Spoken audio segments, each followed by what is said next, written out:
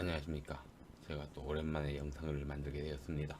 오늘은 딴 게 아니고 이제 우리 특수 연결 기능사 이 기출 문제 풀이 영상을 제가 한번 만들어 봤습니다.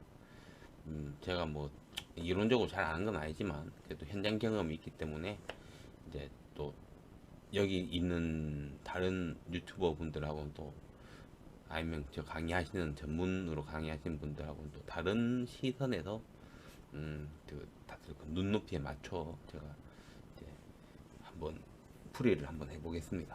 1번 문제부터 가겠습니다. 이제 미그 용접이면 우리 CO2 용접 말하는 거 총 쏘는 거인데 풀 방식, 푸시 방식, 푸시 풀 방식, 푸시 언더 방식 이렇게 있는데 이 와이어 송급 방식은 뭐 이거 외울 것도 없고 그냥 왜 푸시 언더가 있지 하면 이제 4번 찍어주시면 이건 되는 거예요. 다음 문제 가겠습니다. 이제 용접기함과 그 원인의 연결이 틀린 거 이렇게 물어보는데 이제 슬래그 이제 언더컷 같은 경우가 이게 정답이긴 한데 용접 전류가 너무 낮을 때는 오버랩이 걸리죠. 이 언더컷이란 건 결국에 뭐냐면 이 용접 전류가 높다고 이렇게 그 교과서에서 말하지만 실질적으로 이제 용접을 해보면 그 모재하고 이제 저 보통 루트면 채우거나 필렛 용접할 때 이 모든 용접이 그래요. 이 용접 그 열이 가는 그 부분이 이 물을 다 빨아들이는 역할을 해요. 근데 그 물이 부족해 버리거나 그렇게 되면 이제 언더컷이 생기거든요. 특히 우리 이제 파이프 할 때 언더컷 나면 이제 다 실격이 나는데 그때 같은 경우에는 이제 물을 빵빵하게 채워가지고 파이널 빗을 쳐야 언더컷이 생기지 않습니다. 자, 이 슬래그 섞임이 음봉 속도가 느릴 경우라고 되어 있는데 이게 제가 볼 때는 이것도 참 문제가 참 애매하다 생각이 들어요. 슬래그 섞임은 음봉 속도가 느릴 경우라 하는데 이게 특정한 그 온도가 안 되면 슬래그가 거기서 이 밑에서 이제 용접한 데서 다시 그 녹아서 올라와야 되는데 안 녹아 올라오면 그런 거거든요. 그래서 이거 조금 제가 봤을 때는 이거 좀 문제가 좀 애매합니다. 이제 기공 용접부가 급속하게 응고될 경우라고 하는데 이게 빨리 식는다는 거죠. 예. 빨리 식으면 기공이 생긴다. 천천히 식어야 됩니다. 그래서 이제 그 뭐냐 저 아크 용접 같은 경우에 실드 메탈 SMAW 같은 경우에는 이제 슬래그가 생기는 게 슬래그 위에 덮어주는 게 빨리 식지 말라고 하는 그런 그 기능도 있습니다. 오버랩은 부적절한 운봉법을 사용했을 경우 생긴다고 하는데 제 생각엔 그냥 용접 전류가 낮을 때 그런 것 같아요. 이 문제 자체가 저는 잘못 만들었다 생각합니다. 다음 갈게요. 일반적으로 이제 용접 순서 결정할 때 유의해야 할 사항인데, 예, 이게 맞아요. 이게 왜 그러냐면 1번은 맞는 말인 게 중심에 대해 항상 대칭으로 용접해야 이제 이 비틀림이나 그런 걸 방지하려고 그런 거고, 수축이 작은 이음부터 먼저 용접하고 수축이 큰 이음 나중에 용접하면 어떻게 되냐면 이 응력 때문에 이 수축이 작은 부분이 나중에 터질 수가 있어요. 그래서 수축이 큰 이음부터 먼저 하고 나중에 작은 이음을 나중에 용접하게 됩니다. 이거는 뭐 3번 같은 경우에는 당연한 이야기겠죠.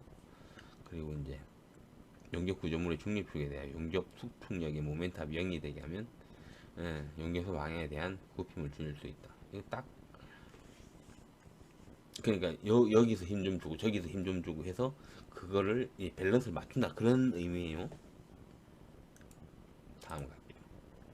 이제 구조형의 결함이 아닌 것은 기공이나 균열, 용입 불량 이런 것들은 그 용접부에 대한 불량이고 이 변형은 이제 성질이 다르죠. 그래서 이제 정답은 3번이 되겠습니다. 스터드 용접에서 이제 내열성의 도기로 육륜 금속에 산화 및 유출을 막아주고 아크열을 집중시키는 역할을 하는 거는 페롤이라고 봐야죠.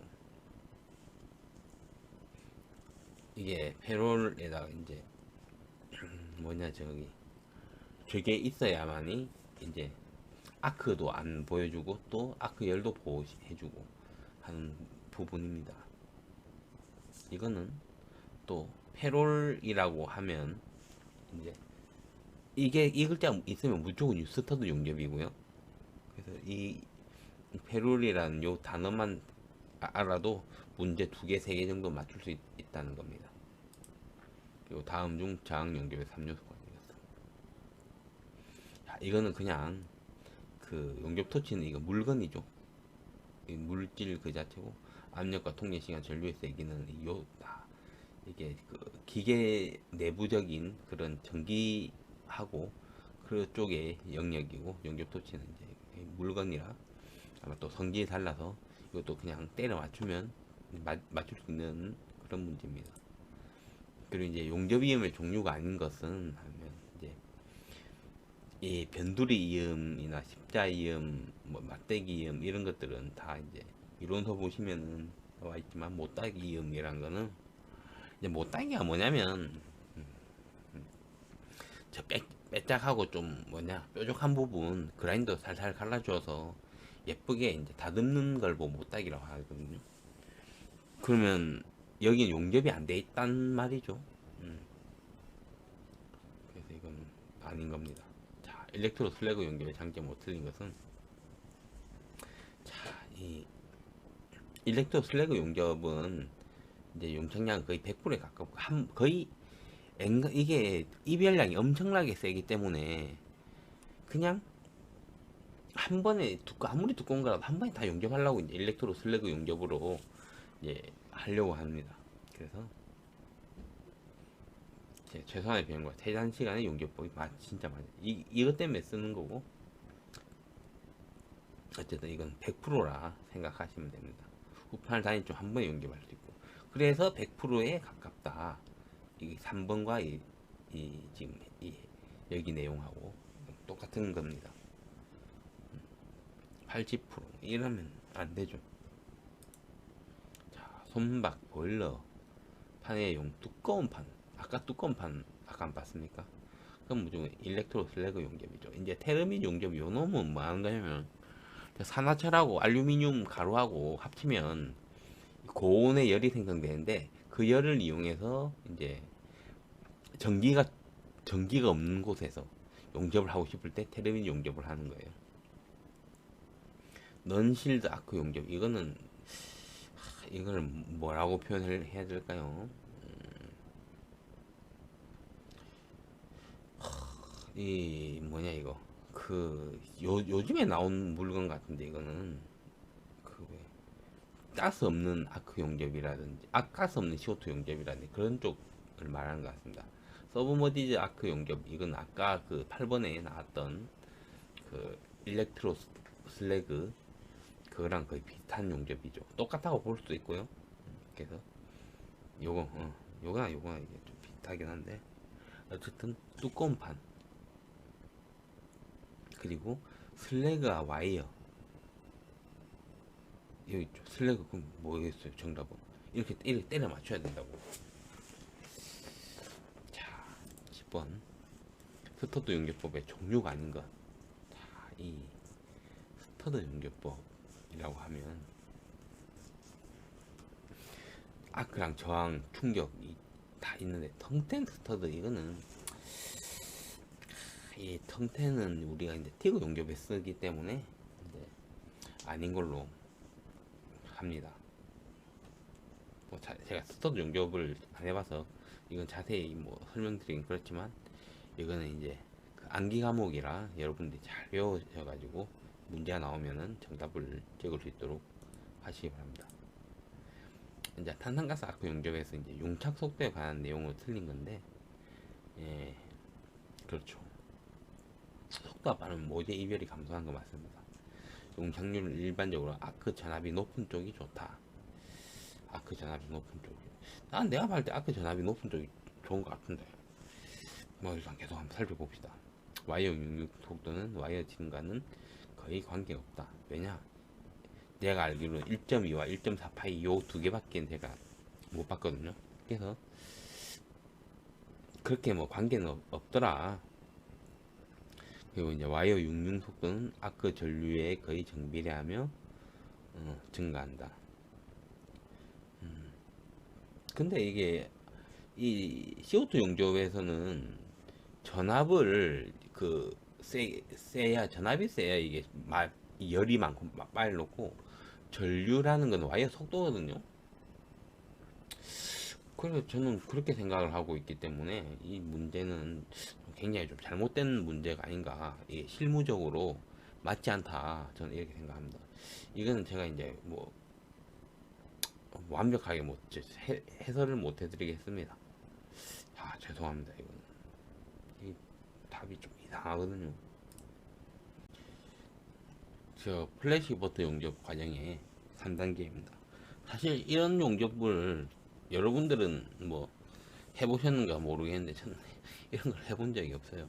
그래서 이것도 그냥 저 머릿속으로 딱 이 세 가지 과정만 기억하셔가지고 가시면 됩니다. 예열, 플래시, 업셋. 업셋이 맨 마지막이네요. 이제 버트 용접이라는 것이 플래시 이게 뭐 이거 빛이란 말이에요. 버트라는 말 맞대기인데 이걸 뭐 순간적으로 이 모재 두 개가 붙으면 순간적으로 딱 한 번에 딱 붙이나 봐요.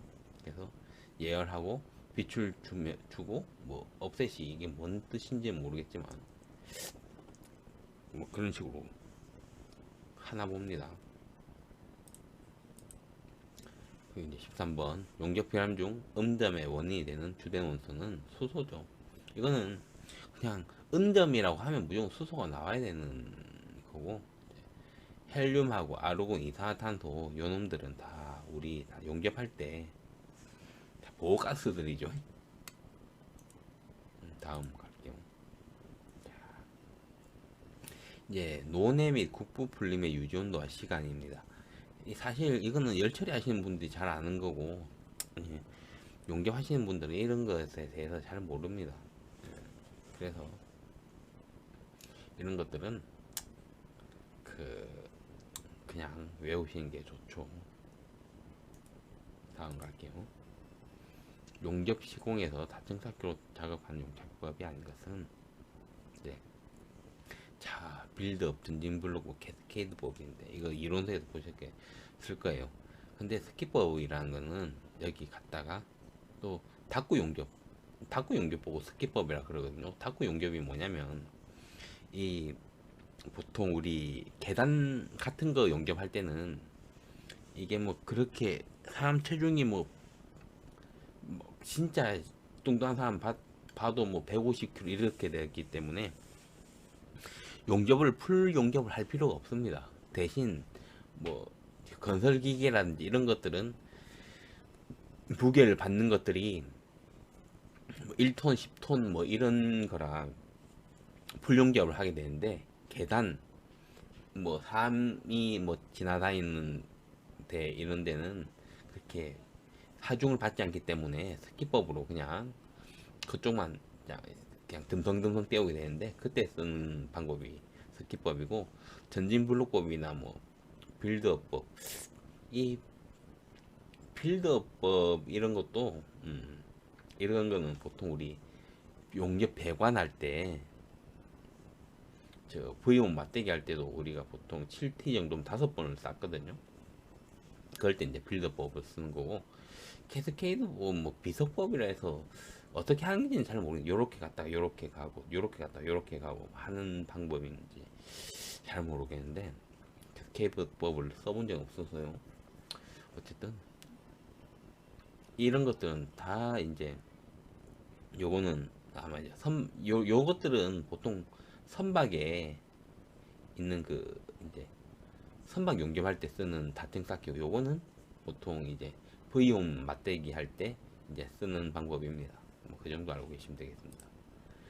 예열의 목적에 대한 설명으로 틀린 것들은 뭐냐면 예열하는 목적은 일단 제가 할 때는 수소 방출을 해서 수소가 안에 있으면은 안 되기 때문에 이제 수소가 안에 있으면 은점 뭐 생긴다고 했죠 아까. 예, 제일 큰 건 제가 봤을 때 그거 갖고 또 탄소 많은 애들은 또 예열을 또 하게 됩니다. 그래서 이제 음, 여기 이제 틀린 방법을 보면 용접 후에 기계절 성질을 향상시키고 향상시키지나 경화 조직의 석출을 촉진시킨다. 이제 경화 조직 석출을 방지하려고 이제 이 예열을 하는 거거든요. 조금 이제 이 기계가 이제 예열하고 이런 게 사실 갑자기 차가운 물건이 갑자기 뜨거워지면은 금속적으로 이게 문제가 많이 생겨요. 그리고 이제 탄소가 많은 물건인 경우에 더 그렇거든요. 근데 이제 이걸 미리 용접하는 그 온도랑 비슷하게 이제 온도를 맞춰주면은 이게 스무스하게 용접이 되기 때문에 좀 더 이제 용접성이 훨씬 이제 용접성이라기보다는 나중에 이제 이 재료가 변형이 별로 가지가 않습니다. 그래서 이제 예열을 하게 되고 나머지 4번 한번 볼까요? 보세요. 온도 분포가 완만하게 되어 여력의 감소로 변형과 잔류 응력의 발생을 적게 한다. 예, 이제 그 예열의 목적에 하는 이것도 가장 중요하고 그렇습니다. 어쨌든 이게 용접부의 기계적 성질 향상시키지는 않습니다. 경화 조직의 석출을 방지시키려고 하는 거죠. 이제 또 용접 작업에서 정적의 방지제 때문에 틀린 거. 자, 이거 뭐 1번 뭐 안 봐도 알죠.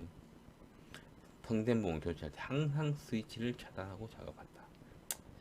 이거 하다가 이제 또 그 스위치를 이제 전원 안 끄고 보통 우리는 자주 하는데 그거 하다가 이제 잘 안 들어가다가 이제 힘이 딱 갑자기 탁 주어지면 이제 스위치가 눌러져서 제 몸에 전기가 찌릿찌릿할 때가 있어요. 그럴 때가 있고 전련 홀드에 전련 부분 노출 파손되면 즉시 이제 보수화가 교체한다고 적히는데 이 부분이 이제 전격 그 재해를 입을 수가 있겠네요. 가죽 장갑 앞치마 발덮개 등 보호구를 반드시 착용하지 않아도 된다. 뭐 제 개인적인 사견으로는 뭐 방지랑 별로 관계 없는 것 같긴 한데 뭐 이것들 전부 다 그 불똥 때문에 그런 거잖아요 사실. 그래도 우리는 다 4번을 찍어야 된다는 거. 자 이제 서머지 아크 용재 구비 조건은 딴 거 다 필요 없고 이제 슬래그 용접은 무조건 슬래그 박리가 용이해야 됩니다. 모든 용접이 그래요. 그냥 한번 탁 털었는데 똑 떨어져야지. 이게 슬래그 박리가 안 되면 용접이 잘 안 된 거예요. 우리는 보통 그렇게 알고 있으면 됩니다. 적당한 거, 적당한 이런 거 있으면 그냥 무조건 넘어가 줘야 되고. 아크 발생 안정기기 안정된 용접을 할 때 맞죠? 적당한 합금 성분을 첨가하여 탈황 탈탄 등의 정연작용을 할 것. 그렇죠. 네, 밑에 요것들 참고해 주세요. 자, 미국 용접의 전류 밀도는 대구 용접의 몇 배 정도인가? 2배랍니다. 그냥 2배를 외워주시면 됩니다. 이게 또 뭐 몇 배 정도인가 하는 거는 또 보통 위빙폭 이런 걸 해줘요. 그때도 그 아크 용접의 위빙폭은 뭐 용접병이 몇 배인가 하면 2배에서 3배라고 하면 또 2배에서 3배 하시면 됩니다. 예. 파괴 시험에서 기계적 시험에 속하는 경도나 부품, 충격 이런 건 다 기계적인데 부식 시험은 화학이죠. 예. 이거는 뭐 이거는 공부 안 해도 다들 알 수 있는 거 아닙니까? 넘어갑니다. 초음파 탐상법. 이 프로드법은 MT랍니다. MT고 공진법, 투과법, 펄스 반사법. 이 펄스 반사법도 이것도 왠지 그 초음파가 아니고 그 뭐 전기를 써서 하는 것 같긴 한데 이거 좀 애매하네요.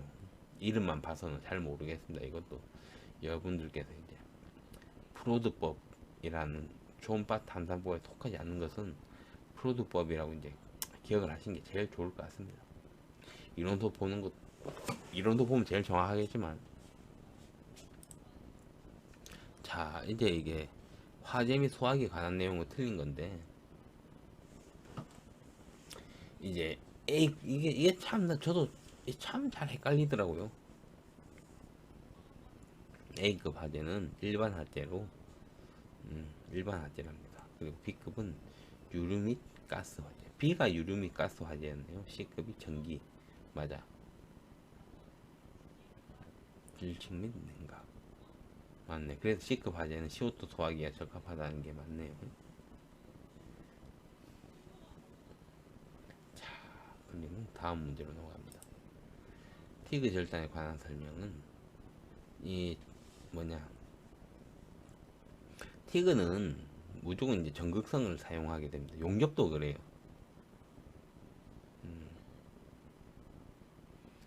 그리고 이제 이게 티그 절단이 절단면이 매끈하고 열효율 좋으면 능률이 대단히 높아요. 진짜 괜찮거든요. 아크 냉각용 가스에는 알곤과 수소의 혼합가스를 사용한다네요. 그렇죠. 알곤, 왜냐면 티그는 알곤이 무조건 들어가게 될 겁니다. 알루미늄, 마그네슘, 구리와 구리합금, 이런 비철금속 절단에 보통 많이 이용하죠. 그러면 그냥 철금속들은 우리 그냥 일반 쇠는 그냥 그 산소 절단기로 하죠. 그건 또 다 알고. 직류 전극성을 사용한다로 알고 계시면 되겠습니다. 기계적 접합법에 속하지 않는 것은 무조건 용접이죠. 볼트나 접어있기, 리베팅 뭐 이런 것들은 전부 다 이제 기계적 접합이고, 용접은 야금적 접합 방법이죠. 뭘 녹여서 한다. 예, 야금이라는 게 뭘 녹여서 하는 것들을 보고 야금이라 그러는데, 용접은 야금적 접합법입니다. 아크 절단에 속하지 않는 것은 이 보세요. 요건 가로만 쓰지만 여기 있는 것들은 전부 다 전기선을 낀가가 써야 되지 않겠어요? 요 1, 2, 4번, 1, 3, 4번은 이런 식으로 이제 정답을 유추해 나가셔서 찍으시면 됩니다. 가스 절단 작업 시 표준 드래그 길이는 모재 두께 몇 프로 정도인가? 이건 무조건 그냥 묻지도 따지지도 말고 20%로 가시면 됩니다. 용접 중에 아크를 중단시키면 중단된 부분이 오목하거나 납작하게 파진 모습을 남게 되는 것은, 자, 이 피트는 뭐 어디 빵꾸 뽕뽕 난 거고, 오버랩은 좀 이렇게 좀 더 요런 식으로 좀 예쁘게 안 되고 좀 티 나온 거 보고 말한 거. 언더컷은 이 그 부분에 이제 뭐 파먹은 것처럼 돼 있는 거 말하는 거죠. 크레이터가 뭐냐면 오목하고 납작하게 파진 모습으로 돼 있는데, 달덩이를 보시면 크레이터라고 하죠. 행성이 막 두드러기 패가지고 그 부분이 파졌잖아요. 그래서 그걸 생각하시면서 크레이터를 찍으시면 되겠습니다. 자, 이제 만도에서 3만도 높은 열 에너지를 가진 열원을 이용하여 금속을 절단은 절단법이네요. 이건 뭐 묻고 따질 방법도 없죠. 이것들은 보통 뭐 몇 톤도로 놓을 건데, 얘만 플라즈마 제트만 자, 만도에 3만도라는 거기서 놀게 되는 거죠. 플라즈마 제트 절단법을 만도에 3만도다 기억하세요. 일반적인 용접의 특징으로 틀린 게 뭐냐? 자, 이 재료 두께 제한이 없어요. 용접은 시간이 뭐 많이 걸리고 뭐 그럴 뿐이지, 작업 공정이 단축되면 경제적이에요. 진짜 보수와 수리가 어렵고 제작비가 많이, 절대로 옛날에 뭐 용접 처음 나왔을 때는 모르지, 보수와 수리가 어렵고 제작비가 많이 들지가 않습니다. 이게 수리가 쉽죠. 대신에 이제 A급 용접사냐 뭐 C급 용접사냐 따라서 이제 그 결과물의 차이가 생기죠. 성능과 수명이 향상되고 이종 재료도 용접이 가능하다. 그렇죠. 철과 스테인리스 보통 대표적이죠. 일반적으로 이제 두께가 3mm 연광판을 가스 용접하기 가장 적합한 용접봉의 직경은, 자, 이거는 어떻게 접근하셔야 되냐면, 자, 이 모재 두께보다 용접봉이 클 수는 없어요. 그러면 모재가 먼저 녹아버리겠죠. 그래서 모든 용접은 뭐 특별한 경우가 아니고서는 그 모재 두께보다 작은 용접봉을 사용하게 됩니다.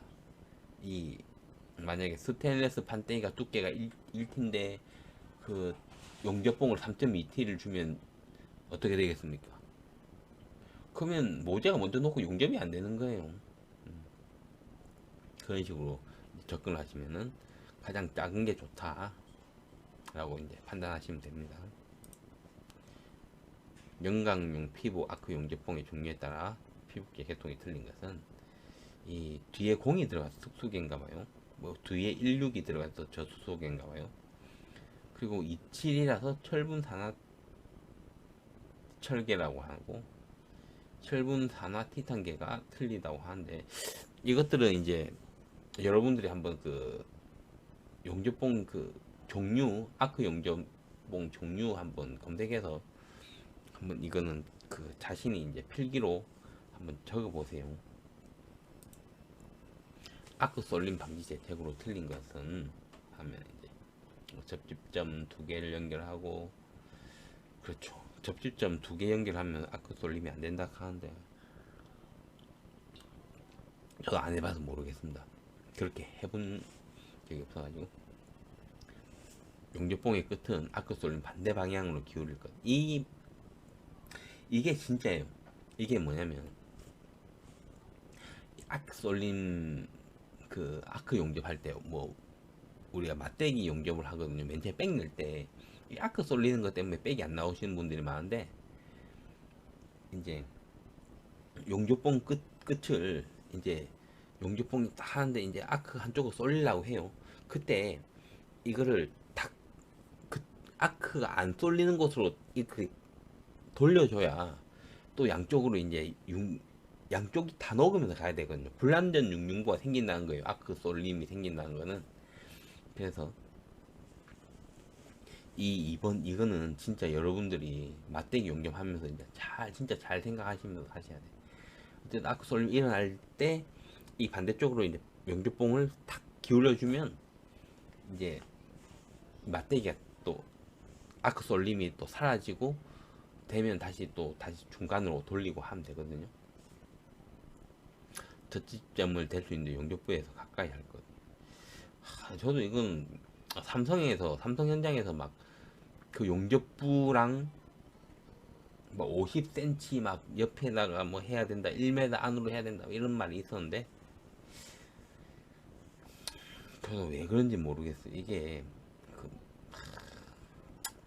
그좀 뭐 문제가 생겨서 이제 또 뭐 접지점 두 개 연결하고 뭐 해라 했는데 지금 와서는 잘 생각은 안 나지만 이 가까이 이게 좀 멀리 있어야 아크 쏠림 방지가 되는가.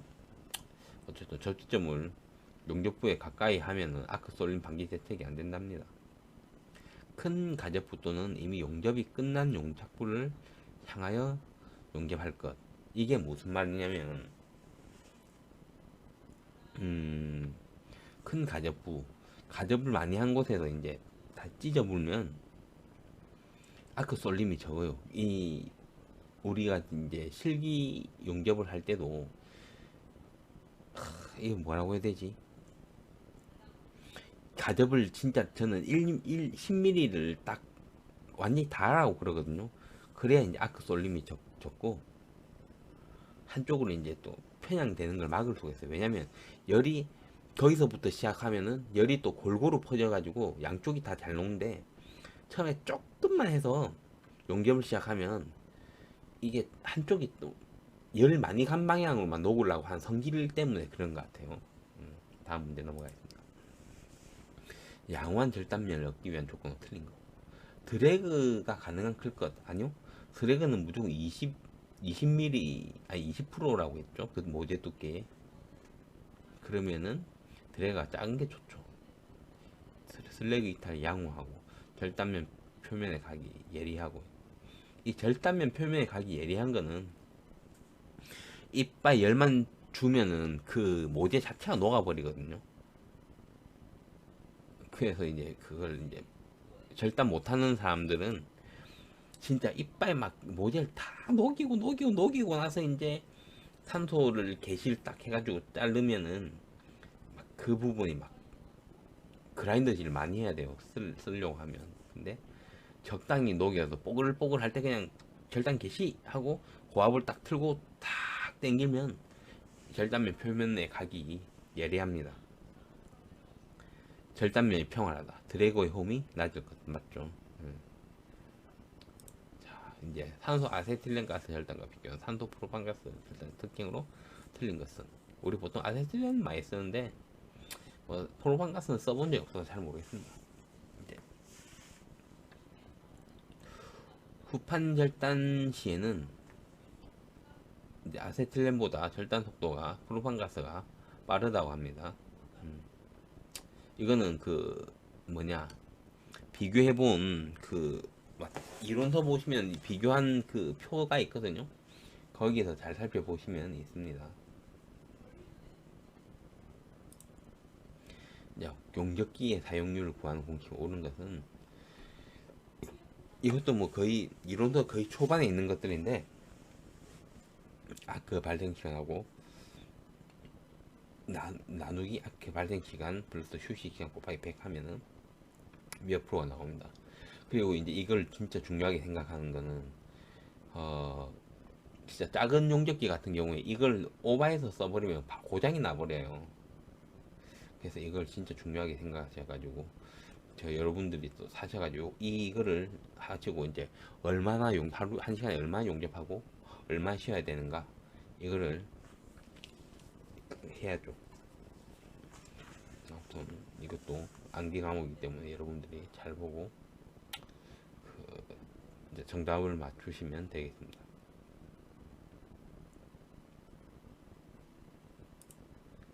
자, 가스 절단에서 열그릇의 역할에 대한 설명은 틀린 것. 보세요. 절단사 운동량 유지, 순도 저하 방지, 발화점 온도 가열, 절단제 표면 스케일 등의 박리성 저하. 에이, 박리성 저하되면 어떡합니까? 박리성이 이, 이 떨어지는 게 좋아야지. 이거는 그냥 문제만 봐도 풀 수 있는 문제를 같죠. 가스 용접장에 양호한 용접을 얻기 위해 갖춰야 할 조건은 틀린 거. 이 과열의 흔적이 있어야 하고 슬래그나 기공도 있어야 된다 하는데 슬래그나 기공이 있으면 어째야 됩니까? 이거는 이 뭐냐 정말 용접 결함이죠. 예. 그래서 이거는 틀린 겁니다. 슬래그나 기공은 있으면 안 돼요. 용접할 때. 자, 용접기 설치 시 1차 입력이 이제 10kg 이거고 전자 200V면 표준 용량은 자 10kg면 얼마 여기서 또 공세기를 더하죠. 10만 나누기 이제 200을 하면은 100 나누기 2는 공 두 개씩 다 빼보고 그러면 이제 100 나누기 2는 50이 나오는 거죠. 그러면 정답은 1번이 되겠죠. 뭐 이건 계산 문제 쉽잖아요. 근데 히토리 금속 원소 중에 비중이 약 16.6, 6점은 2996도이다. 근데 2900 이걸 내가 구글링 하니까 2996이 안 나오고 2850이 나오더라고요. 이거는 탄티늄이다. 이 금속을 어디서 제가 뭐본 적도 없고 그런데 이거는 그냥 여러분들이 그냥 외우셔야 되는 겁니다. 넘어갈게요. 자, 이 압입체 대면갈 136도다. 뭐 120도다. 여기 이제 보세요. 내가 이제 이것도 다 구글링해서 찾아봤는데 로크웰 120도의 원뿔 136도를 쓴다고 하면 무조건 비커스 경고. 쇼어는 바늘로 이렇게 뭐 탁 하면은 이제 뭐 게이지에서 뭐 가시 나오나 봐요. 그렇게 한 거. 브리넬은 동그란 뭐 비비탄에 해야 그냥 붓을 같은 걸로 이제 쭉 눌러보는 거래요. 아무튼 그래서 이제 136도 무조건 비커스로 기억하시면 됩니다. 이제 또 TTT 곡선에서 하부 인계 냉각 속도란 했는데 사실 저도 이 문제에 대해서는 저도 뭐 이게 무슨 말인가에 대해서 잘 모르겠습니다. 하지만 이제 이것만 기억하셔야지. 그러면 최초의 마텐자이츠가 나타나는 냉각 속도가 이제 하부 인계 냉각 속도다라고 이제 이것도 뭐 기억을 하셔야 됩니다. 1000도에서 1100도에서 수중 냉각함으로써 옵스테나이트 조직으로 되고 인성 및 내마멸성 등이 우수하여 광석 파쇄기, 기차레일, 굴삭기 등의 재료로 사용되는 것은 고망간 강이랍니다. 크롬, 몰리브덴, 몰리브덴 대 고속도강. 이 고속도강 이것들은 이런 데다 쓰기는 안 되겠죠. 고망간 강이다. 이 문제는 잘 나올까지는 않지만 뭐, 이 문제 자체를 외우셔야 될 것 같아요. 게이지용 강이 갖춰야 될 성질로 틀린 것은 이제 팽창 개수가 이제 시수 변화, 변형이나 균일 없고 뭐 하여 이놈은 게이지용 강은 변하면 안 되는 거예요. 팽창 개수가 보통 강보다 크면은 막 어느 날은 뭐 여름에는 커졌다가 뭐 겨울에는 줄어들었다 이러면은 이게 겨울에는 안 맞고 여름에 맞고 이러면 안 되겠죠. 알루미늄 주성분 합금이 아닌 것은 이제 Y 합금은 이제 알루미늄, 마그네슘, 니켈, 구리가 들어가는 거고, 라우탈도 이제 알루미늄이고, 두랄루빈도 알루미늄입니다. 하지만 인코넬은 니켈, 크롬, 철, 티타늄 이 네 가지를 합쳐서 나온 게 인코넬입니다. 어쨌든 이 금속 재료 같은 경우에는 좀 많이 어렵습니다. 그냥 외운 수밖에 없죠. 두 종류 이상의 금속 특성을 복합적으로 얻을 수 있고, 바이메탈 재료 등에 사용된 합금은 이제 클레드 합금인데, 이제 이놈들이 복합적으로 얻을 수 있다는 게, 이게 클레드란 뜻이 두 개를 겹쳐가지고 그 뭐 합판을 막 그 만들듯이 꽉 눌러가지고 그런 식으로 만드나 봐요. 자, 황동 중에 이제 구리가 60%, 저 여기 이게 아연인가요? 아연 40% 하면은 문점 메탈이 나온다는 거죠. 여기 구리 60에 아연 40% 나와 있네요. 두라나 메탈 뭐 이렇게 있는데, 이런 것들도 여러분들이 좀 필기를 하셔가지고 이건 외우셔야 됩니다. 무슨 문제가 나오든지 대처가 가능해야 됩니다. 그리고 가단 주철의 일반적인 특징이 아닌 거 해서. 근데 가단 주철이 뭐냐면, 주철은 주철인데 그냥 일반 주철하고는 또 다르죠. 더 좋은 주철인데 이제 점성이 강해서 잘 깨지지도 않고, 점성이 강하니까 충격에도 잘 버티는 겁니다. 근데 이놈들은 경도가 세면 안 되죠. 조금 말랑말랑 해야 되지 않을까요? 그래서 경도는 이제 우리 규소 양이 적을수록 좋다. 뭐 그럼 규소를 많이 넣으면은 경도가 낮아져서 좀 더 말랑말랑해진가 모르겠지만, 어쨌든 경도 나오면 이건 뭐 무조건 아니다 라고 생각하시면 되겠습니다. 이제 금속에 대한 성질을 설명한 것으로 틀린 것은, 이제 모든 금속은 상온에서 고체 상태로 존재하는데 아니요. 이제 우리 진시황제 수은은 상온에서 액체죠. 이게 언제부터 액체고 언제부터 그 고체가 되는지는 모르겠지만, 아무튼 수은을 생각하시고 이건 생각하시면 됩니다. 텅댐 66점은 이제 3410도다. 그래서 우리가 티그 용접할 때 텅댐봉을 쓴다. 이리듐은 제가 잘 모르겠는데, 이거는 비파괴 할 때 쓰는 방사선 원소로 알고 있습니다. 그리고 열 및 전기 양도체 맞죠? 순철이 910도에서 A3 변태를 할 때 결정비트의 변화가 오른 것은, 그러면 이제 BCC에서 FCC로 변한다 하는데, 사실 이게 저는 무슨 말인지 좀 사실은 잘 모릅니다. 아무튼 이것도 뭐 암기를 하시는 게 좋을 것 같습니다. 압력 일정한 FC 다시 C 평행 상태에서 공정점의 자유도는 0이라 하는데, 이 공정점이란 건 딱 정해져 있는 거예요. 그래서 이게 어디로 막 이동하거나 그러진 않는 것 같아요. 그래서 공정점 하면은 공은 공이다 이렇게 생각하시면 편할 것 같습니다. 다음 중 도면의 일반적인 구비 조건으로 관계가 가장 먼 것은 다 이거 다 좋은 거잖아요. 그쵸? 근데 특별한 보완성을 유지한다. 그러면 이게 힘들겠죠. 문제만 봐도 알 수 있는 거죠. 삼각부업으로 이제 올바르게 투사한 거라고 했는데 봅시다. 자, 이거를 위에서 봤을 때는 어때요? 이게 여기 있고 이게 옆으로 봤을 때 이렇게 있고 위에 여기 있죠. 옆에 이런 게 있어. 이거는 무조건 페일이죠. 여기 위에서 봤을 때 여기 하나 있어야지. 이거는 그냥 여러분들 보면 알 수 있는 거니까 넘어가겠습니다. 배관도에서 이제 유체 종류와 기호를 나타내는 것 좀 틀린 거죠. 공기는 에어고 가스는 지고, 자 이건 오일이에서 오고, 증기는 워터가 아니고 이제 스팀이니까 S겠죠. 딥에서 호칭 표기법을 순서대로 나열하는 것은 규격번호, 종류, 호칭, 기능, 길이, 재료.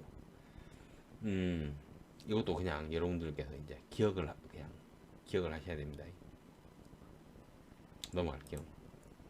자, 일반적으로 긴쪽 방향을 절단해 도시할 수 있는 것은, 자, 이게 뭐, 저 이거 뭐 도면이란 이런 것에 대해서 제가 잘 알지는 못하고 제가 뭐 전공자가 아니라서 이것도 그냥 여러분들 보시고 이제 기억하시면 되겠습니다. 단면의 무게 중심을 연결한 선을 표시하는데 사용하는 선의 종류는 하면은 이제 보통은 아마 이 가는이라는 요 세 개가 가는이네요. 네. 근데 이제 선의 종류 및 용도는 이론서에 있으니까 요 보시고 이제 하시면 되겠습니다. 용접 보조 기호에서 현장 용접 기호는 무조건 깃발, 이 깃발만 기억하시면 됩니다, 여러분. 이건 뭐 딴 거 볼 것도 없어요. 무조건 깃발입니다. 입체도에서 화살표 방향 두상 도면으로 가장 요 보세요. 요 검은 게 요렇게 돼 있죠. 요렇게 돼 있잖아요. 여기가 이제 길고 얘 짧죠. 여기 보세요. 여기도 요 놈이 있어가지고 선도 남아있고, 여기 보세요. 요것도 여기도 요가 뭐가 있는데 이것도 다 빼먹은 건 안 돼요. 요 놈은 중간에 딱 이게 일치하네요. 요거랑 다르죠. 그래서 정답은 3번이 되겠죠. 자, 탄소강의 이제 단강품의 재료 표시 기호 SF490A에서 490이 나타나는 것은, 이거는 최저 인장 강도가 490이다 라는 걸 이제 기억하시면 되겠습니다. 호의 길이 지수를 나타내는 것은 사실 헷갈리죠. 요 놈하고 요 놈하고 이게 헷갈리는데, 딱 여기서 요까지다, 여기서 요까지를 호라고 부릅니다. 그래서 정답은 1번이 되겠습니다. 여기서 뭐야, 그렇죠. 이 3번이랑 이건 왜 틀냐면 여기서 요까지인데 이거는 여기서 요렇게 길이가 나온 거고, 요거는 딱 여기서 요까지 요 길이를 말하는 거네요. 그래서 요거 3번 아니고 4번도 요건 요렇게 되면은 사이즈가 이제 그거 이제 오버돼 버리죠. 요 놈 같은 경우에도 여기서 사이즈가 오버되어 버립니다. 그래서 요거를 이제 그림을 잘 파악하셔서 이제 틀리지 마시길 바랍니다. 제가 이제 이거를 제가 설명을 해드리다 보니까 제가 참 부족한 점이 참 많네요. 참 이게 제가 어떻게 설명해야 될지도 잘 모르겠고 한데, 제가 이제 이걸 이론 공부를 좀 더 많이 해가지고 해야 될 것인가. 아무튼 이제 생각이 좀 많아지네요. 아무튼 조금이라도 도움 되시는 분들 있으면 좋겠습니다. 예, 이걸로 마치겠습니다.